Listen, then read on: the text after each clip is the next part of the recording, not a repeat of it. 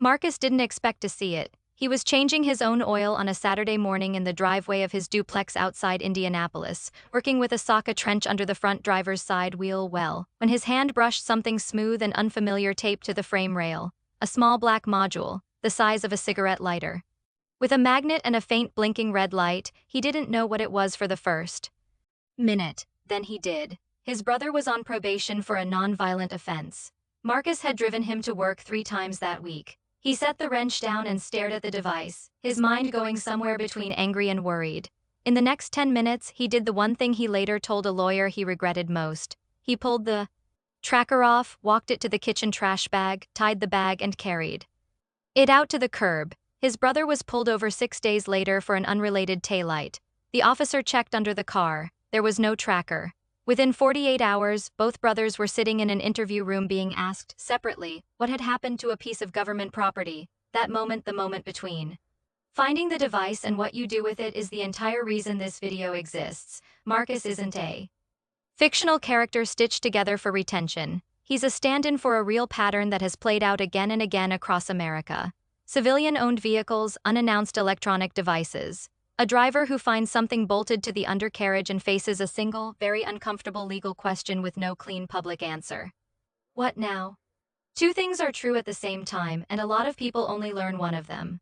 First, the law gives police powerful tools to track vehicles. Federal agents and many state and local departments use GPS devices to monitor suspects in drug cases, theft rings, fraud investigations, and certain violent crime probes. These devices can record every movement a vehicle makes, often for weeks at a time. Second, the United States Supreme Court has drawn a real constitutional line around when a warrant is required to do that. That line came down in 2012, and it is the case every defense lawyer in this country knows by heart. United States v. Jones. If you enjoy practical breakdowns like this one, consider subscribing. We go deep on the kind of situations most legal channels skim past, and there's more on the way. Marcus's brother Devin had gone to work at a freight warehouse in 2018. He'd been offered a plea deal in a state forgery case earlier that year. As part of supervised probation, his travel was supposed to stay inside the county. He had a job, a court-ordered curfew, and a probation officer he checked in with every Wednesday. He was also 24 and sharing his older brother's car that month because his own transmission had finally given up. None of that bothered Marcus. Family helps family. He'd been driving Devin to the warehouse at 5:45 a.m. and picking him up at p.m. for about 3 weeks when the tracker appeared. Now here is the educational layer most people don't see until they are already in trouble. To place a GPS tracker on a vehicle, law enforcement generally has to meet a threshold. After United States v. Jones in 2012, the Supreme Court ruled that attaching a GPS device to a vehicle and using it to track that vehicle's movements is a search under the 4th Amendment. That means installing the tracker without a valid warrant violates the Constitution. In the Jones case itself, the government had a warrant, but they exceeded it in both time and geographic scope, and that is what cost them the conviction. 2 things flowed from this ruling. First, judges now almost universally require a warrant before law enforcement places a GPS device on a vehicle in a criminal investigation. The warrant has to specify the target, the time period, and usually the geographic limits.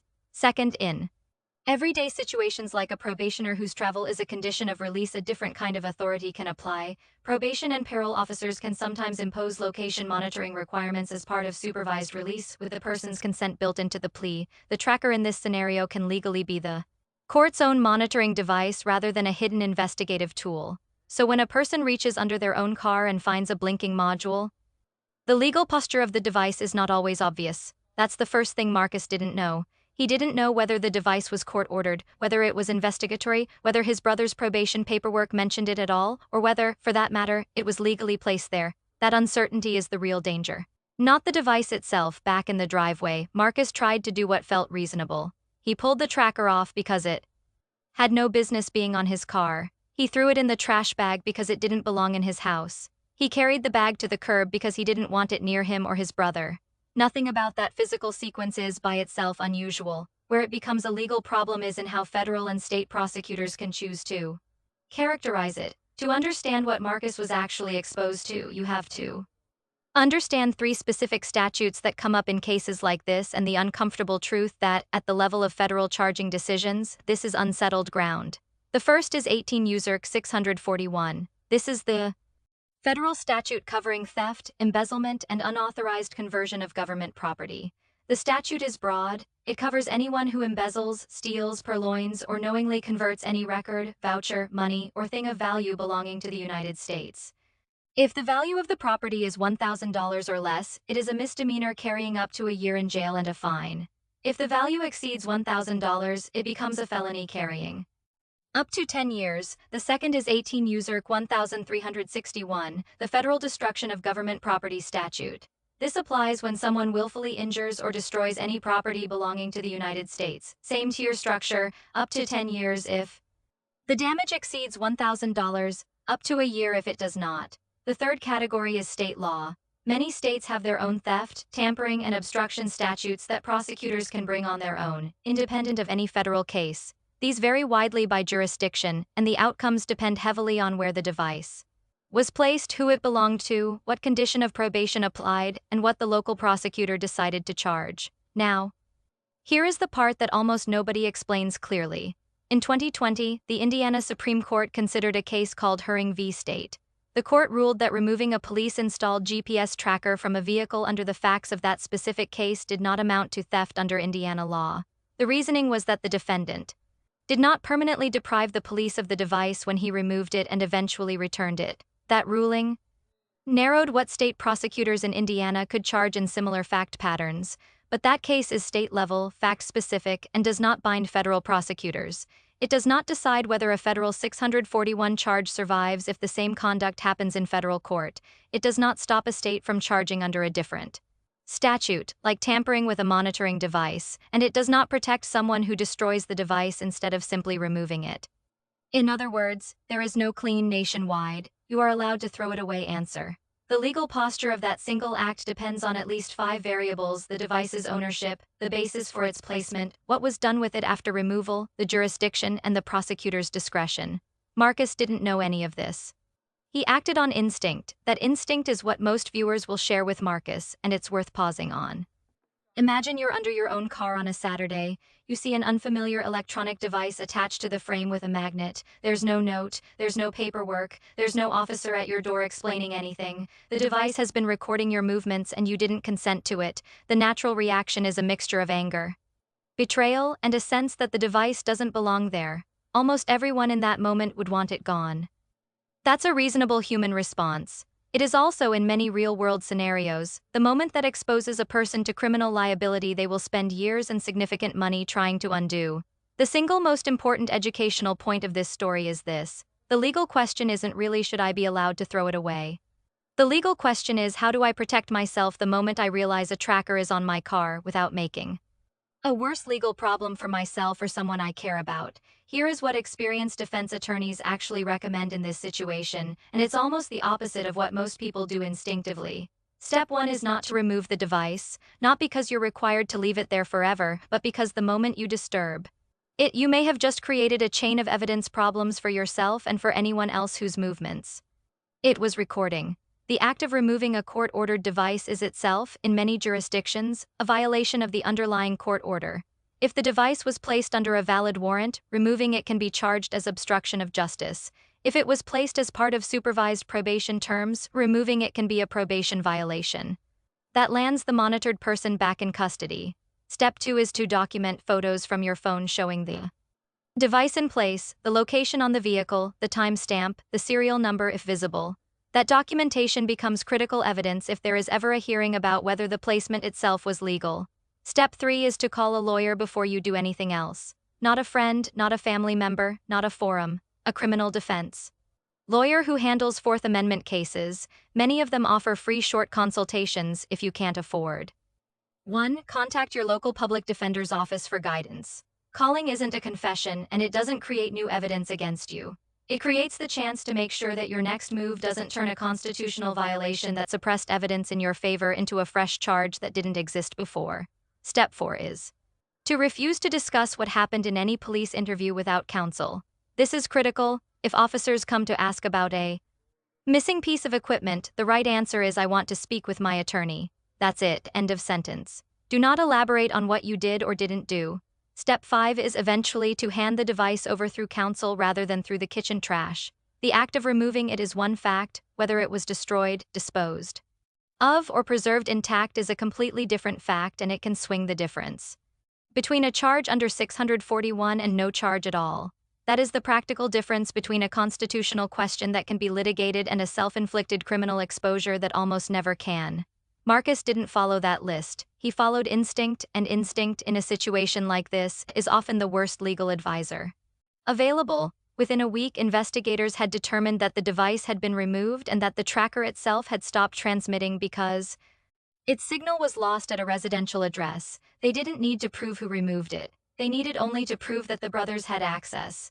Devin was put on a violation hold for tampering.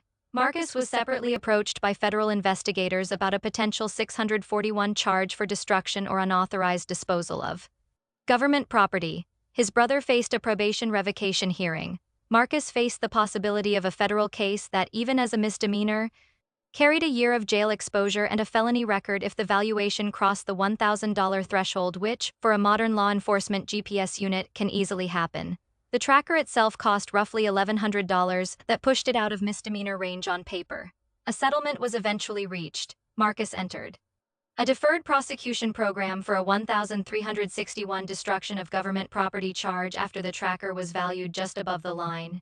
He performed community service, the felony record never attached, but he spent $14,000 in legal fees, 4 months in pre-trial limbo, and most of a year knowing that his weekend decision could end with him facing real prison time. His brother lost his probation over the incident. A judge determined that the removal, regardless of which brother physically did it, was an interference with a court-ordered condition.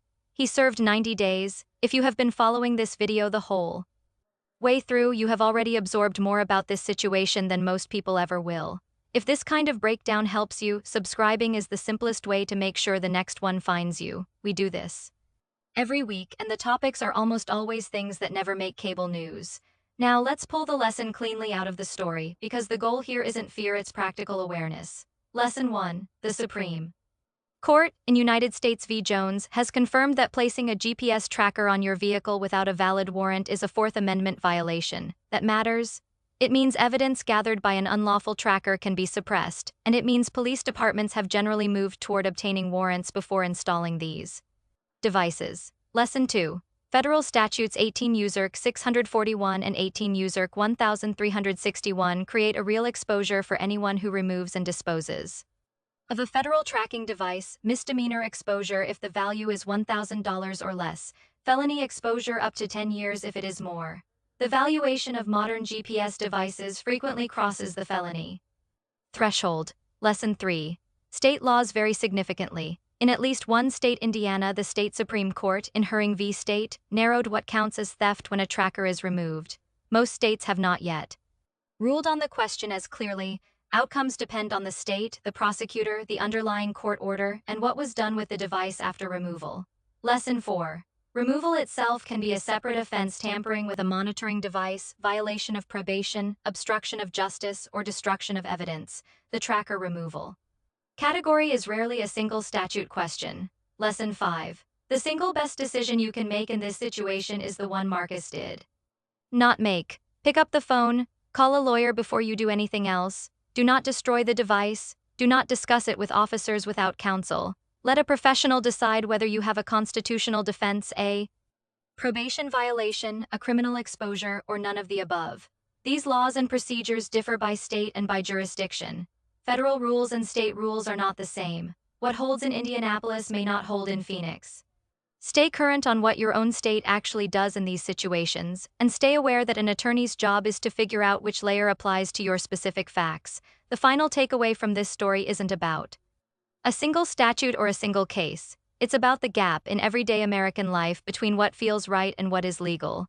Most people who find a tracker under their car believe they should be allowed to take it off. That reaction is human. It is also, in a surprisingly large number of fact patterns, the reaction that creates new liability. The tracker placement itself did not.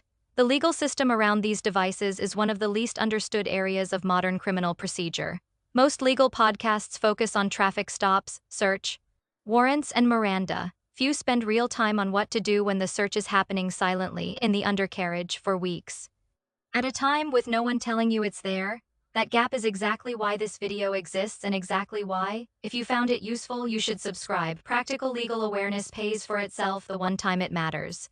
Until the next story, stay aware of what's under your own car, stay aware of what your state actually does, and never, ever act on instinct when a lawyer is one phone call away.